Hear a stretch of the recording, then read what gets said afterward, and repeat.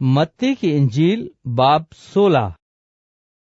फिर फरीसियों और सदूकियों ने पास आकर आजमाने के लिए उससे दरख्वास्त की कि हमें कोई आसमानी निशान दिखा। उसने जवाब में उनसे कहा, शाम को तुम कहते हो कि खुला रहेगा, क्योंकि आसमान लाल है, और सुबह को ये कि आज आंधी चलेगी, क्योंकि आसमान लाल और धुंधला है। तुम आसमान की सूरत में तो तमीज करना जानते हो, मगर जमानों की अलामतों में तमीज नहीं कर सकते। इस जमाने के बुरे और जिनाकार लोग निशान तलब करते हैं, मगर योना के निशान के सिवा कोई और निशान उनको न दिया जाएगा। और वो उनको छोड़कर चला गया। और शागिर्द पार जाते वक्त रोटी साथ लेना भूल गए थे। यीशु ने उनसे कहा, खबरदार, फरीसियों और सदूकियों के खमीर से होशियार रहना। वो आपस में चर्चा करने लगे, हम रोटी नहीं लाए। यीशु ने ये मालूम करके कहा, ऐ कम-ए-तिकादों, तुम आपस में क्यों चर्चा करते हो कि हमारे पास रोटी नहीं? क्या अब तक नहीं समझते? और उन 5,000 आदमियों की 5 रोटियां तुमको याद नहीं?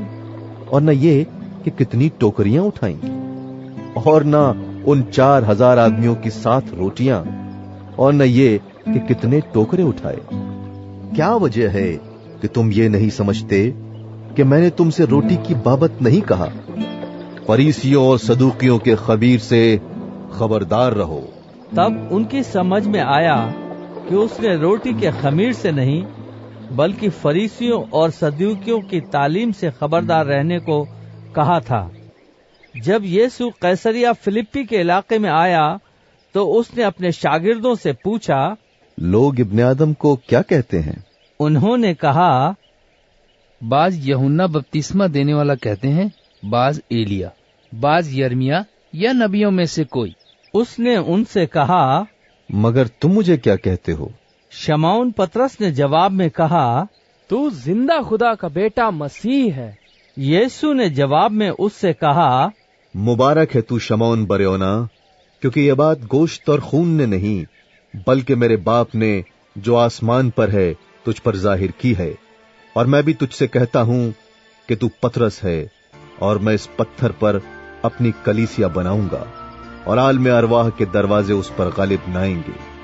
मैं आसमान की बादशाही की कुंजियां तुझे दूंगा, और जो कुछ तू जमीन पर बांधेगा वो आसमान पर बंधेगा, और जो कुछ तू जमीन पर खोलेगा वो आसमान पर खुलेगा।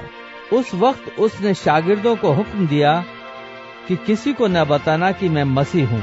उस वक्त से यीशु अपने शागिर्दों पर जाहिर करने लगा कि उसे जरूर है कि यरूशलेम को जाए और बुजुर्गों और सरदार, काहिनों और फकीहों की तरफ से बहुत दुख उठाए और कत्ल किया जाए और तीसरे दिन जी उठे।